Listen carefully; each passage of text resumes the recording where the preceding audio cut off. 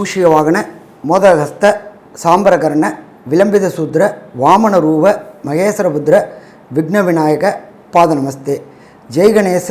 ಜೈ Ganesha பாகிமாம். Sri Ganesha ரக்ஷமாம். Sri Bhagavathi YouTube channel நேயர்களுக்கு ஹரிஹர சர்மாவின் பணிவான நமஸ்காரங்கள். அனைவருக்கும் ஹரிஹர சர்மாவின் பணிவான நமஸ்காரங்கள்.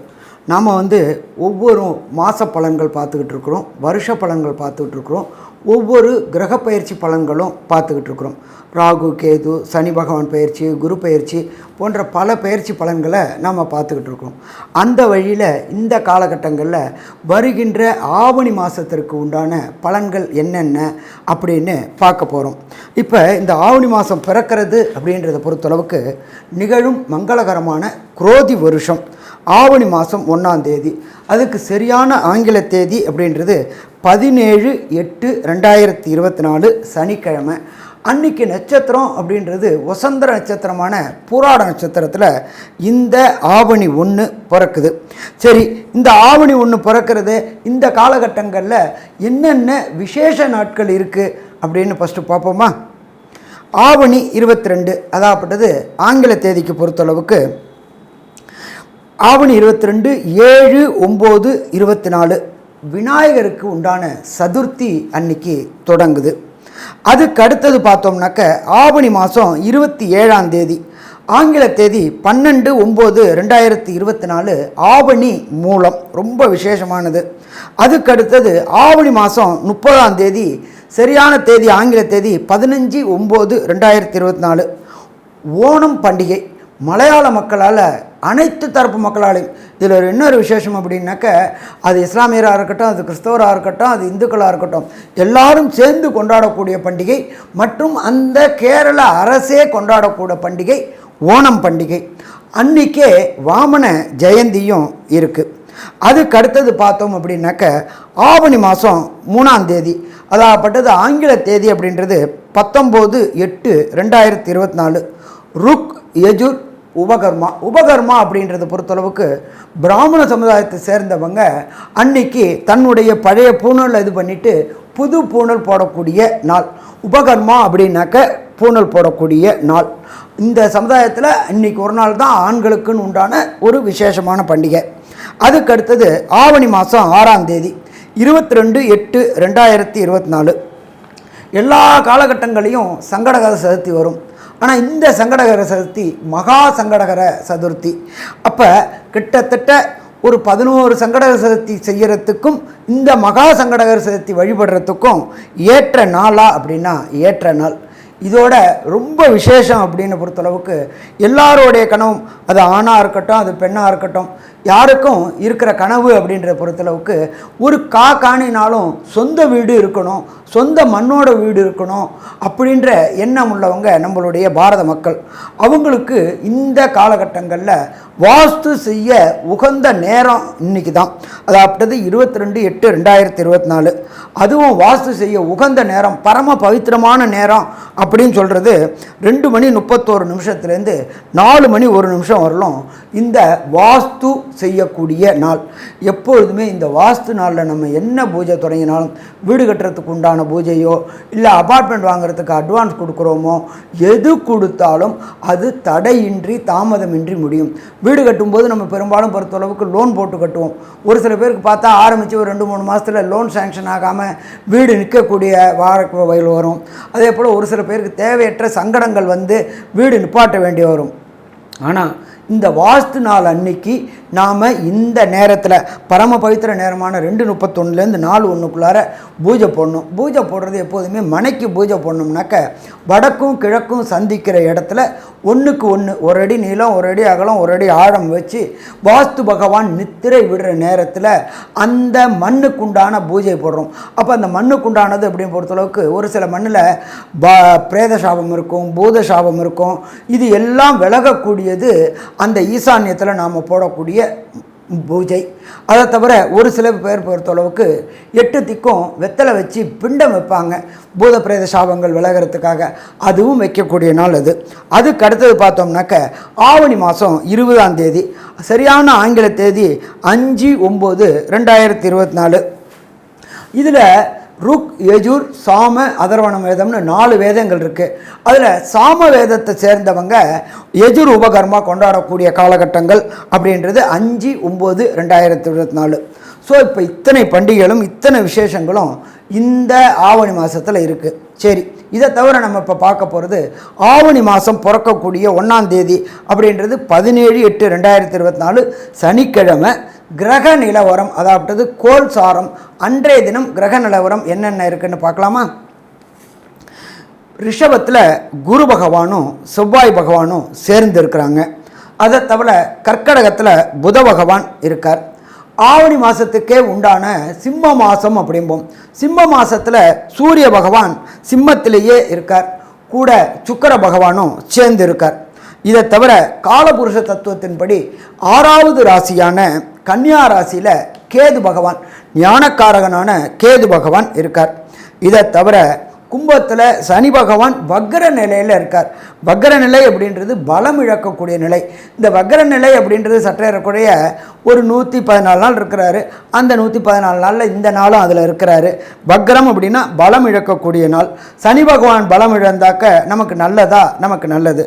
அதுக்கு அடுத்தது காலபுருஷ தத்துவத்துப்படி 12வது ராசியான மீன ராசியில் எம்பெருமான் ராகு பெருமான் கோதண்ட ராகுவா வீற்றிருக்கிற நாள். அந்த நாள் அதாவது ஆவணி மாதம் 1ஆம் தேதி தொடங்கக்கூடிய நாள். ஸோ இந்த காலகட்டங்களில் இந்தந்த கிரகங்கள் இந்தந்த கட்டங்களில் இருக்காரு அப்படின்னு பார்த்தோம். சரி, இப்போ இந்த ஆவணி மாதத்தில் பொறுத்தளவுக்கு ஒவ்வொரு ராசிக்கும் என்னென்ன நற்பலன்கள், என்னென்ன கெடுபலன்கள், இதை தவிர என்னென்ன தினங்கள் தவிர்க்க வேண்டிய தினங்கள் அப்படின்றது சந்திராசிரம தினங்கள் என்னென்னைக்கு அப்படின்னு பார்ப்போம். அதே போல் ஒரு சில பேருக்கு ஜாதக ரீதியாக, தனிப்பட்ட ஜாதக ரீதியாக தசாநாதனும் புத்திநாதனும் அந்தரநாதனும் சூட்சுமநாதனும் சரியில்லாமல் இருந்தால் மேற்கண்ட பலன்கள் கிடைக்காமல் இருக்கும். அப்போ அந்த பலன்கள் கிடைக்கிறதுக்கு என்ன கோயிலை வழிபட்டால் சிறப்பாக இருக்கும்னு பார்ப்போமா? அன்பான ரிஷபராசி அன்பர்களே, உங்களுக்கு இந்த ஆவணி மாதம் எப்படி இருக்குன்னு பார்க்கலாமா? பிறக்கும் பொழுதே உங்களுடைய ராசியில் குரு பகவானும் செவ்வாய் பகவானும் சேர்ந்து குரு மங்கள யோகம் பெற்றிருக்கிறார். எப்போ எந்த ஒரு ஜாதகருக்கு குரு மங்கள யோகம் இருக்கோ அப்போ வெற்றி வெற்றி வெற்றி, விஜயி பவ அப்படின்னு சொல்லுவோம்ல, வெற்றி கிடைக்கும்னு. கண்டிப்பாக வெற்றி கிடைக்கும். இப்போ கடந்த காலகட்டங்களில் ஆடி மாதத்தில் கஷ்டப்பட்டுக்கிட்டு இருந்த ரிஷபராசி அன்பர்களுக்கு குருவும் செவ்வாயும் சேர்ந்து ராசியிலேயே இருக்கிறதுனால கடந்த காலகட்டங்களில் இருந்த உடல் நலத்தில் இருந்த தொந்தரவுகள் அத்தனையும் விலகக்கூடிய காலகட்டம். எப்போ ஒருத்தனுக்கு மனிதனுக்கு உடல்நல தொந்தரவு விலகினாலே பாதி பிரச்சனை தீர்ந்த மாதிரி. சரி, அதுக்கு அடுத்தது 2ஆம் இடம் அப்படின்றது வாக்குஸ்தானம். வாக்குஸ்தானத்துக்கு உண்டான புத பகவான். நம்ம புத பகவானை எப்போதுமே என்ன சொல்லுவோம்? அனலைசிங் பிளானட், அதாகப்பட்டது வருங்காலத்தை கணிக்கக்கூடியவர் புதன். அனலைசிங், இது ட்ரேடிங்கு, ஸ்பெக்குலேஷன்ஸு, ரேஸு, ஜோதிட சாஸ்திரம், விஞ்ஞானிகள், அதே போல் பட்டய கணக்கர்கள், இவங்க எல்லாருக்குமே உதவக்கூடியது புத பகவான். அந்த 2ஆம் இடத்து அதிபதி 3ஆம் இடத்துல வலுவாக இருக்கிறார். அப்போ நீண்ட நாட்களாக ரிஷபராசியை சேர்ந்த அன்பர்களுக்கு திருமணம் தடையும் தாமதமும் ஏற்பட்டுக்கிட்டே வந்துட்டு இருந்துச்சு. எதனால் திருமணம் தடை தாமதம் ஏற்படுது அப்படின்னே தெரியாமல் இருந்த ரிஷபராசி அன்பர்களுக்கு கண்டிப்பாக இந்த ஆவணி மாதத்தில் திருமணம் கண்டிப்பாக நிச்சயமாகக்கூடிய வாய்ப்புகள் உண்டு. மோஸ்ட் ப்ராபர்லி இந்த இயர் எண்டுக்குள்ளார திருமணமே கைகூடக்கூடிய வாய்ப்புகளும் உண்டு. இதை தவிர 3ஆம் இடம் அப்படின்றது நம்ம ஜோதிட சாஸ்திரத்தில் சொல்கிறது கம்யூனிகேஷன் பாவம் அப்படிம்போம். கம்யூனிகேஷன் அப்படின்றது தகவல் தொடர்பு துறை. இப்போ ரிஷபராசிக்காரங்க ஏற்கனவே பார்த்தீங்க அப்படின்னாக்க தன்னுடைய தொழிலில் கண்டிப்பாக ஒரு ஸ்பெஷலைஸ்டாக இருப்பாங்க. அதே போல் விசுவாசமாக இருப்பாங்க. அதே போல் விடாமுயற்சி கொண்டவங்களாக இருப்பாங்க. அவங்களுக்கு 3ஆம் இடமான கம்யூனிகேஷன் பாவம் வலுவாக இருக்கிறதுனால தொட்டதெல்லாம் தொடங்கக்கூடிய வாய்ப்புகளும் வச்சதுக்கெல்லாம் விடிவு கிடைக்கக்கூடிய வாய்ப்புகளும் இந்த காலகட்டங்களில் உண்டாகுமா? கண்டிப்பாக உண்டாகும்னே சொல்லலாம்.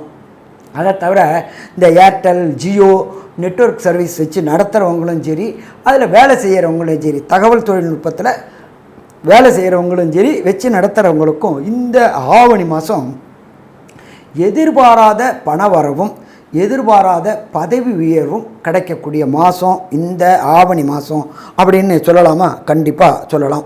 அடுத்தது 4ஆம் இடத்துல 4ஆம் இடத்து அதிபதியும் சுக்கிர பகவானும் சேர்ந்துருக்கிறாங்க. 4ஆம் இடம் அப்படின்றது ஜோதிட சாஸ்திரத்தில் சொல்கிறது மாத்ருஸ்தானம். மாத்ருவுக்கு இந்த காலகட்டங்களில் உடல் நலத்தில் இதுவரை இருந்த தொந்தரவுகள் அத்தனையும் விலகக்கூடிய காலகட்டங்கள். என்ன ஒன்று அப்படின்னாக்க 4ஆம் இடத்தை பிரகஸ்பதியான சனி பகவான் பார்க்குறாரு. அதனால் கொஞ்சம் உடல்நலத்தில் தொந்தரவு இருந்துக்கிட்டு பொருளாதாரத்தில் விரைய இருக்கும். மற்றபடி நபர் விரயங்கள் இருக்கிறதுக்கு வாய்ப்புகள் உண்டு. அதே போல் ரிஷபராசியை சேர்ந்த குழந்தைகளுக்கு படிப்பில் கொஞ்சம் கவனம் அதிகமாக தேவை. ஒரு ட்ரிப்புக்கு 4 ட்ரிப் படிங்க. ஏன்னு கேட்டிங்கன்னா எக்ஸாம் போகிற டயத்தில் பேப்பரே பிளாங்காக தெரியும், ஞாபக மறதி இருக்கும். ஏன்னு கேட்டிங்கன்னா 4ஆம் அதிபதியான சூரியனை ஆட்சி பெற்ற சூரியனை ஆட்சி பெற்ற சனி பகவான் வக்ரகதியில் இருந்துக்கிட்டு சப்தமாக பார்க்குறாரு. அதனால் கொஞ்சம் படிப்பில் கவனம் தேவை. அதே போல் இந்த ரிஷபராசியை சேர்ந்த அன்பர்கள் வண்டி வாகனங்களில் கண்டங்கள் ஏற்படக்கூடிய வாய்ப்புகள் உண்டு. அதனால் பொது போக்குவரத்தை பயன்படுத்துறது ரொம்ப சிறப்பாக இருக்குமா? சிறப்பாக இருக்கும்.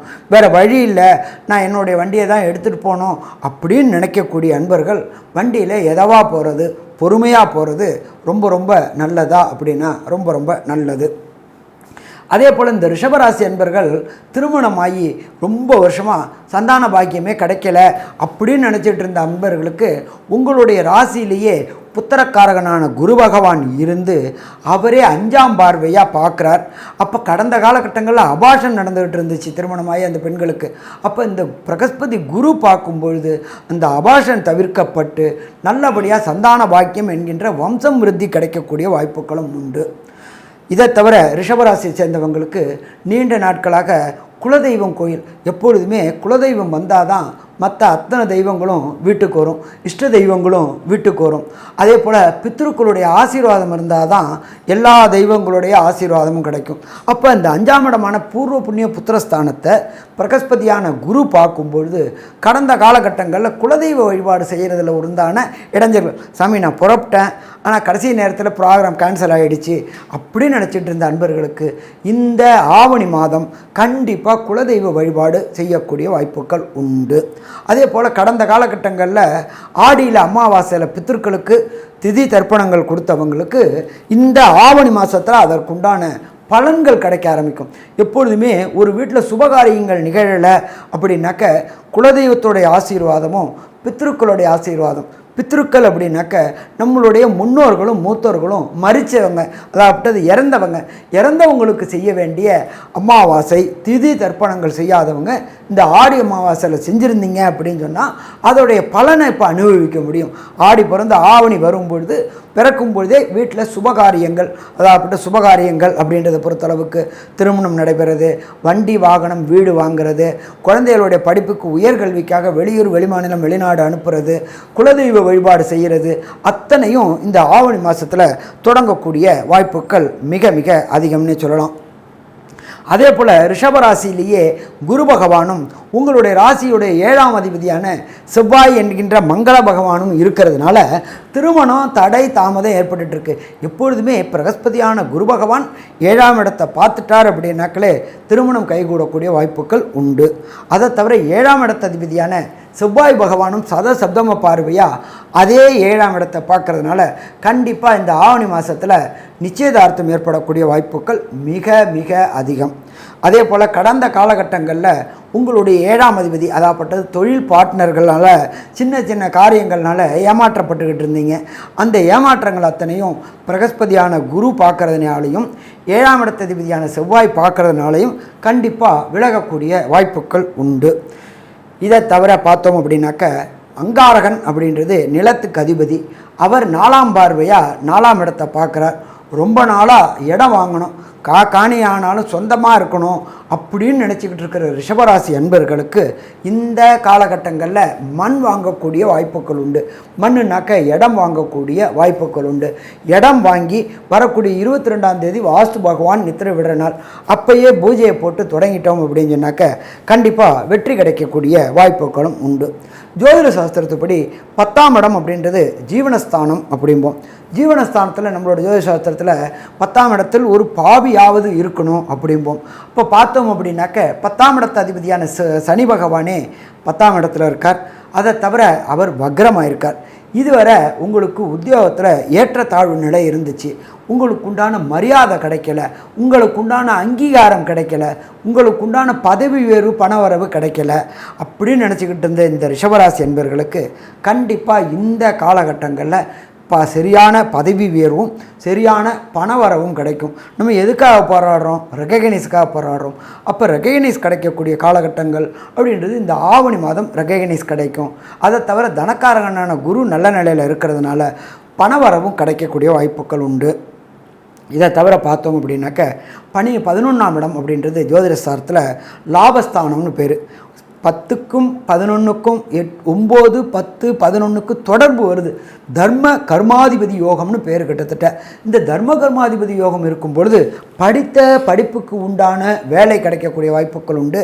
அதை தவிர படித்த படிப்புக்குண்டான வேலையில் அங்கீகாரம் கிடைக்கக்கூடிய வாய்ப்புகள் உண்டு. அதே போல் திடீர் பண வரவுகள் ஏற்படக்கூடிய வாய்ப்புகளும் உண்டு. 11ஆம் இடத்துல ராகு அப்படின்றது, ராகு அப்படின்னாலே பிரம்மாண்டம் பிரம்மாண்டம் பிரம்மாண்டம், லாட்ரி, ரேஸு, ஸ்பெக்குலேஷன், இதுக்கு எல்லாத்துக்குமே அதிபதி ராகு. அவரும் 11ஆம் இடமான லாபஸ்தானத்தில் இருக்கார். அவருக்கு இடம் கொடுத்தவர் குரு.